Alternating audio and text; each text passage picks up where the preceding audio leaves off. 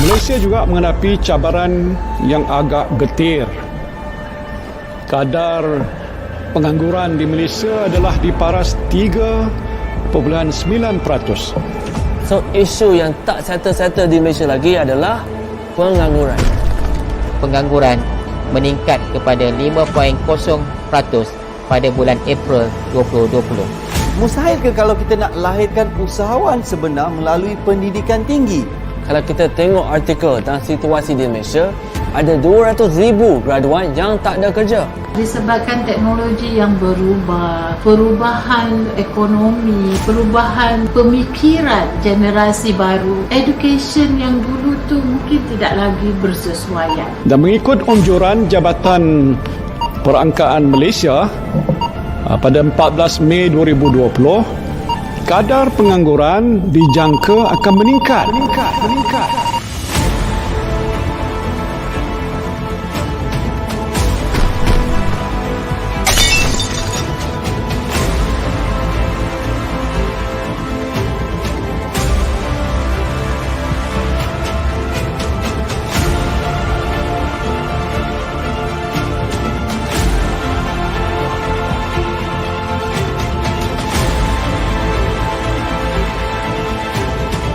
A marriage, perkahwinan antara traditional learning and kemahiran.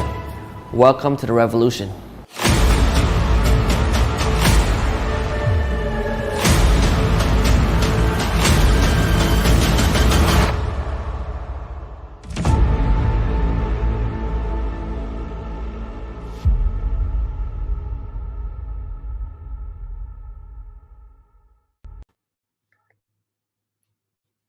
Right, magnificent Monday, everyone. So good to see you once again.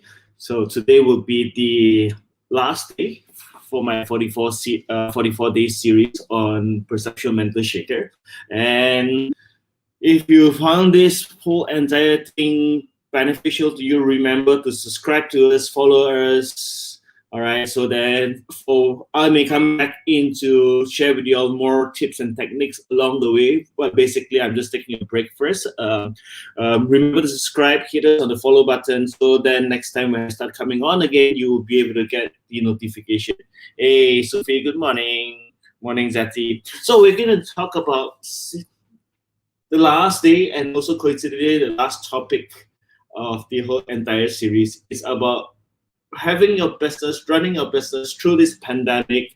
And my main key area of discussion today is really how to see beyond this pandemic, how to basically run your business through it, and how to come out even better post-pandemic. All right, so I think it's very beneficial for you guys who are building your business or going through the whole entire business. Hey Farah, good morning.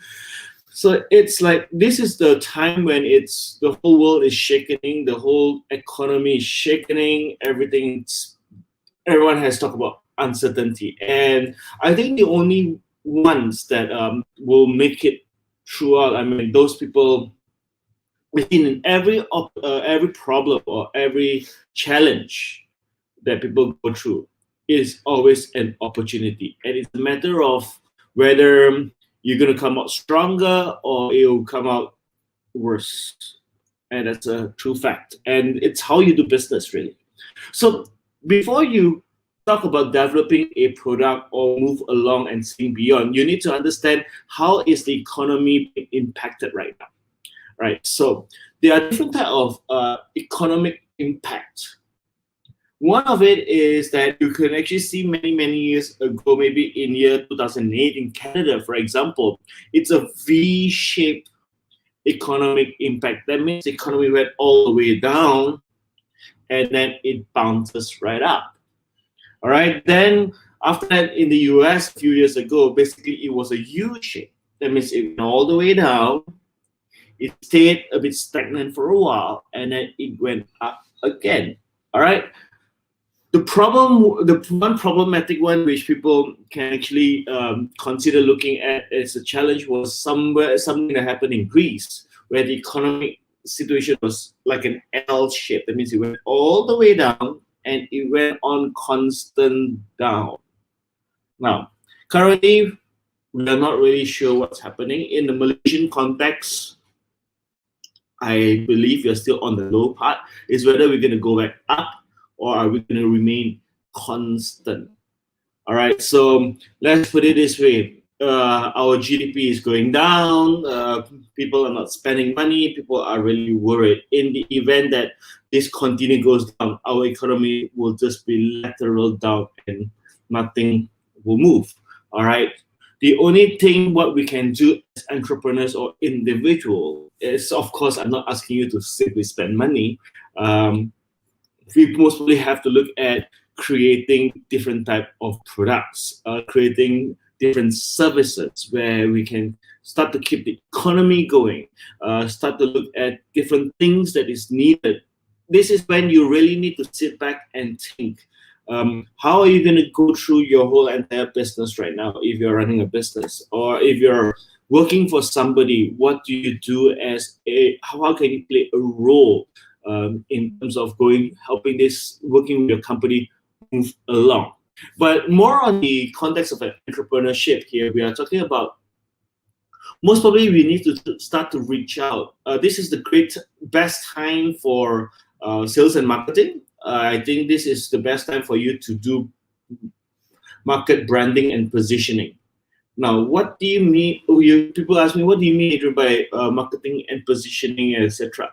Well, you see, most of the time, I personally believe that people have more time now, and because there are more people are at home, more people are resorting into social media. People are reading up the news. I mean, of course, we are actually juggling and balancing our whole entire life. Those people are working from home. We have got children and everything. They most will be busier than normal, but everyone needs to unwind. And when they unwind, guess what do they normally read? Do they normally read books, physical books nowadays? I think the book that they normally read today is Facebook. I think it's Facebook and Instagram, or maybe Newswave or whatever. So the thing here is this. This is where you are looking into market positioning. And we need to do our best to reach out to customers. So think about it. How can you create more touch points with your customers today? All right, it's very important that your customers constantly know that you are still in business, constantly know that you're in operation. Now, the thing here is this: when it comes to touch point, I personally have a belief. It's, of course, people say the more touch points you have, the better. Yeah, but if you're talking about phone calls, it could be too much if you call the person too much. If you're having too many emails, or the people go into email blast. If you're having too many emails, after a while you are hogging people's email, right? So then people will not like it. If you're on Facebook or Instagram, if you got too many posts, do you think that after a while people will still remember? It's like a very simple example I always use is that, let's say if you buy a new garbage can, and I know it sounds weird, right, to give you a garbage can example, but if you buy a new very nice garbage can that you can put in your office, do you notice it when you brought it back? The answer is yes. The next day, do you still see it there? Yes. Third day, you still notice it? Yes. But after a week, do you notice the garbage can is still there? The answer is no. So if you're doing marketing all the time and you're doing the same marketing and it doesn't pick the person's eye, then what's going to happen is that your marketing effort has gone down the drain. So that's why perhaps it's good that we take a break as well. If not, every day you're going to say, hey, this Adrian will be there at 11 o'clock every single day. So I want to see him, I'll listen to him, I'll just tune in. But when we're not there, that's when, like, hey, when he's going to come back. So it's creating of suspense. Right. Now, the other thing here is that, so what we are saying is that when you touch base, it's very crucial and very important right now that you are showing people that how you care about people, how you care about society. This is when you start to give up more service. This is essential elements to talk about branding today, because ultimately it's all about humanitarianism today. Everyone's in social work. In the past 10 to 20 years, I've never seen so many social initiatives has been created or to be done, because I remember back in the 80s and 90s, everyone seems to be very, very interested in just doing their own work. They go to work, they do their business, they earn their money, they go home. But today, perhaps it's because of the rise of social media. I notice people are doing more CSR work. There are more refugee work. There are more. So people generally are moving into the social context, the social sentiment right now. So it's good for you if you're running a business always to be seen to be doing things like that. Now, what about product development? Now, product development here, how do you now create a product? Or there is something. You see, in the moment of crisis, opportunities are formed, I said earlier on. And it's very, very strange how people develop when you need something new or to move on. Like, give you for example, do you know Polaroid cameras? Polaroid cameras, now I've got an iPhone here, but it's, you know, Polaroid cameras, those days where you can just snap a photo and instantly you will be able to get your photos. Now, do you know how it was created? The guy who created this Polaroid camera was basically during the war, he had 1,350 staff working for him, and they were developing night vision goggles. They were developing a lot of stuff that you can do at night. Now, what happened was, like every single war, it will definitely come to an end.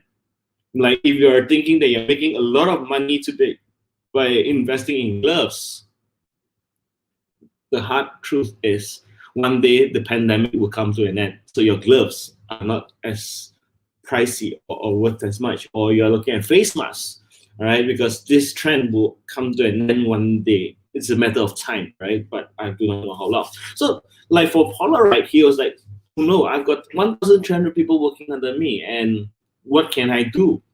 And ultimately he was like sitting down, and what do I need to do now? He's creating so much pain in his body, his brain starts thinking. His brain started thinking, what can I do or what can I develop? And he went for a holiday with his daughter because he was so stressed up. He went for a holiday, which we can't do right now, with his daughter. And he was taking his camera, snapping the photos and everything. And then the daughter was making so much noise that she wants to see the photo instantly. But guess what? It cannot be done. So that's when, after after the daughter making so much noise, and he was thinking, why not I develop something that can create an instant image? And that's when Polaroid was created. If you look at IKEA, for example, he was looking at the sales. He's like, how do I create more sales? And he was sitting down, all right, can't remember his Swedish name, all right, apologies for that. I suppose it's IKEA, right? He basically was sitting down and observing people at the supermarket. How do people buy things? They buy large items, but they will be able to bring things home. And people have this mentality of buying small items. That's why if you notice in every single grocery store that you go in, you notice all the chocolates and sweets are at the end. It's because that as you are queuing up during the queue, waiting to pay for your fish and chicken and everything, you will be looking at all the chocolates along the way and say, hey, since I bought this, why not buy something else? So this is about, he created something in that sense, and he noticed that people like to make things. So he said, what if I can create a cupboard that people can transport it home? That means I would save transportation costs, transportation time, and everything. I can save space as well. That's when he said, why don't I create cupboards that can be packed on a flatbed and people can bring it home? That's how it was created. Ingenuity started with Nike, for example. You know how he started his Nike shoes? He was looking at a tennis racket and a waffle pan. You know what's a waffle pan? Waffle pan is that a thing that has got squares and everything, and you pour your mixture over it and heat it up. And he was looking at the grain and said, what if I create a shoe from it? And that's when Nike was born. So ultimately, you need to know, during a moment of crisis, it's about sitting back and thinking beyond. In the future, what will people want? Sometimes you do not need to have something totally new. All you need is to combine items to make them something new. For example, how iPhone was created. Steve Jobs realized that everyone's carrying a phone, everyone's carrying a digital camera, people were carrying an iPod for music. I said, what if I can create everything into one? So the ideas that you can create, it's unlimited. Guys, think about it again. 5 years down the line, 3 years down the line, what will people want? What will be something new? To me, here is that either you follow the trend or you create the trend. And if you're going to follow the trend, you would realize that you are going to end up losing out a lot. All right, think about what would solve people's problem. People are at home right now. People need to buy items. People need items. What would people want to be at home? All right, let's put it this way. People don't want to live a mundane life. Everyone wants to have lifestyle. If you can create a lifestyle and bring it into people's home, I guess something will be worth selling. Right, so there's tips and techniques. This is about seeing beyond the crisis. It's about knowing the economy. How do we get people spending? And basically, it's about branding is very important for you right now, and thinking about new products along the way. There's loads and loads to cover. Basically, you can even always look at, what people want to see is that you are, as an entrepreneur, looking at value versus your profits first, right? So that's all for me today, end of our 44 days. And do follow, like, and share us as well. And stay tuned. I hope to see you all back sometime soon. So till then, all the best to you. And do not lose your identity for any other reason. All right, with this, thank you. Goodbye.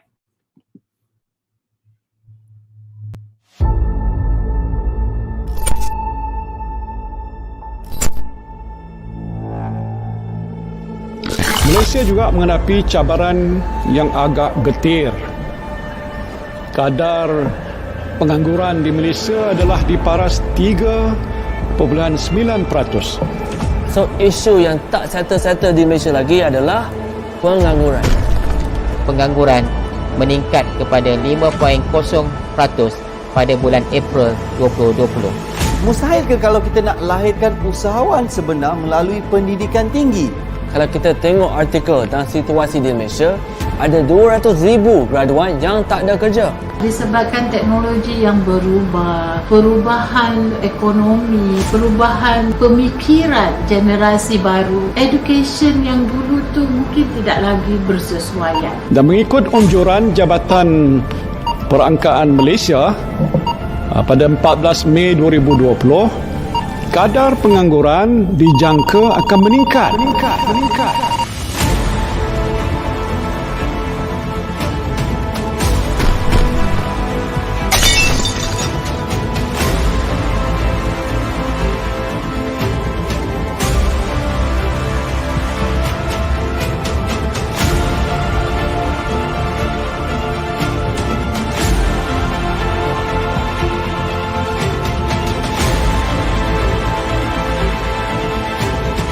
A marriage, perkahwinan antara traditional learning and kemahiran. Welcome to the revolution.